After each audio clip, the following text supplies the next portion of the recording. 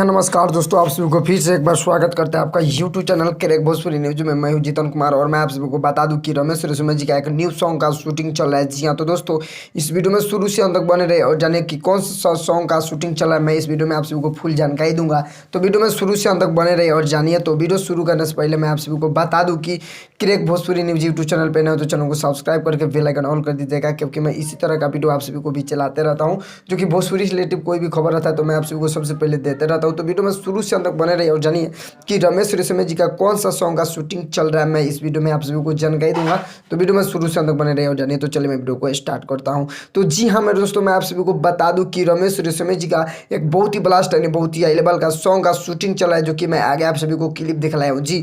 जो कि इस सॉन्ग शूटिंग चल रहा है बहुत जल्द हमारे और आप सभी को बीच फुल वीडियो सॉन्ग देखने को मिलेगा रमेश रेशमिया जी का न्यू सॉन्ग का। तो जी हाँ, आप लोग देखना ना भूलिए।